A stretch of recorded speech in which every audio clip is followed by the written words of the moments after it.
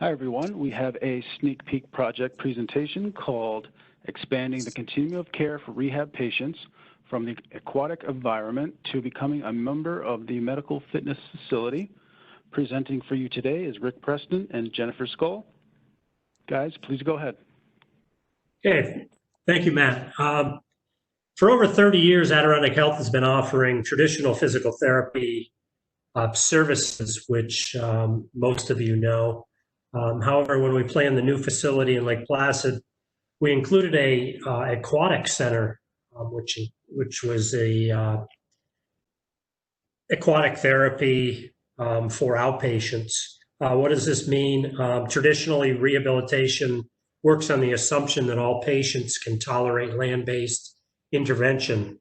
However, we find that many conditions prevent individuals from participating in traditional physical therapy.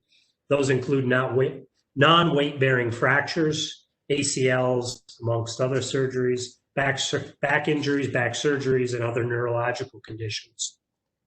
The aquatic environment provides an avenue to initiate rehabilitation early on in a patient's or a person's convalescence. On the other end of the spectrum, once a patient achieves their goal of traditional physical therapy, they're generally discharged and they return to their pre-morbid lifestyle, leaving them vulnerable to re-injury or setbacks.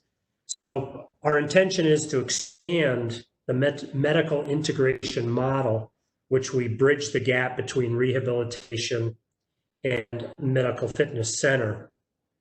This provides patients opportunity to continue the therapeutic exercise program and overall journey to lifestyle fitness. This offering of a full spectrum of rehabilitation is rare and brings our services to a higher level of quality. Our main objectives in integrating a program such as this would be to reduce the length of time from initial injury or disease onset to intervention of therapy, listed in our objectives. And through this continuum of care and medical integration, this model, patients can become fitness members, leading to a prolonged, healthier, happier lifestyle. Our intention is to enhance the quality of outcome through early intervention and movement through an enhanced continuum of care, leading to, again, lifelong fitness. We do this initially by selecting a physical therapist to head up the aquatic physical therapy program and be trained and certified through the Academy of Aquatic Physical Therapy. This physical therapist continued to educate the 35 staff involved in rehabilitation on the physical properties of water. The patients benefiting from buoyancy, hydrostatic pressure, metacentric forces, viscosity, thermal effects, the reasons they love aquatic therapy. And this can provide an opportunity to propose early intervention when needed. The protocols we put in place continue to limit early weight bearing where we need the aquatic therapy program, and for a variety of reasons the patient may not be able to tolerate due to disability, pain, or fatigue, and comorbidity. So that is how we've continued to introduce the opportunity for these early interventions.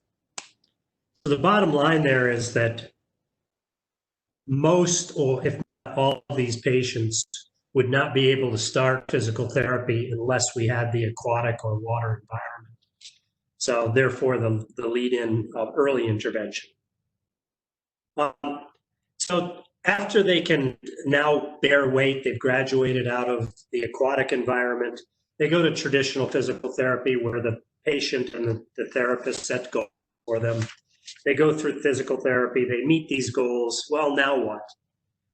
It used to be, as I mentioned before, they just get set on their own and off they go. And we see a lot of them back in the clinic again. So by continuing the care on the other end of the spectrum into the medical fitness component, the patient is then discharged. They begin their journey in medical fitness. They find it comforting because they continue to progress in the same facility where they receive their rehabilitation, and therapist or athletic trainer. If they have any questions, they can ask. My shoulder's starting to bother me again. What should I do? So the therapist or the athletic trainer is there to provide them feedback. When the patients progress through the medical fitness component, they now have improved strength, flexibility, power, and overall function, and therefore they're less susceptible to re-injury. In our collection, the outcome results, along with a spectrum of rehabilitation therapy, were assessed as of January 2020. And here we are in the summer continuing to observe objective outcomes as a result of the initiation of the aquatic therapy program. We do know to date, and at its inception in February of 2019, this chart on the lower left of the poster references the number of patient treatments participating in our aquatic therapy program has exceeded the budget in every month, with the exception of the initiation in February. Over the 11 months, we have seen a rise in numbers exceeding budget by 225 patient treatments, or 38%. We want to continue to accurately measure the outcomes of those participating and how the interventions have affected the quality of their outcome. We do this by re-evaluating the goals met at discharge, the functional outcome measures with standardized tests, and patient satisfaction with survey results. We are continuing to look at the demographics of the referrals to the aquatic therapy program with the expectation that 100% would reside in our primary service area, but the results were a broader spectrum of, again, a service area. 13% were from outside our primary service area. With regards to the number of patients converting to the medical fitness center, that's the other graph in the lower left-hand corner. We budgeted just greater than 3 patients per month graduating into medical fitness, and we far exceeded that by about 31%. What this is all doing is showing that we have numbers. Right now, we need to move into looking at the quality, the outcome studies that are being done. So the numbers far exceed what we budgeted from the aquatic program and from moving into medical fitness. Now we just need to look at what is the quality of the outcomes? Did we meet our objectives and our hypothesis, which you can see here on the chart. So in conclusion, since opening the medical fitness center and the aquatic program, the number of participants has exceeded projections. And as I said, most continued on and becoming members.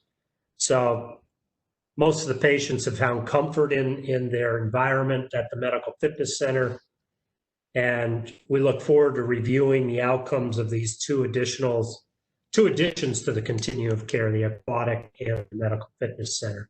So as probably most individuals will conclude with, since we are in these difficult times since March 2020, our data collection will be a little bit more difficult than we anticipated.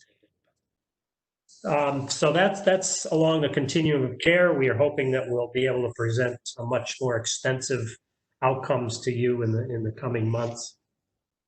Thank you. Thank you. Okay, a very patient-centered project. Thank you, Rick. Thank you, Jennifer.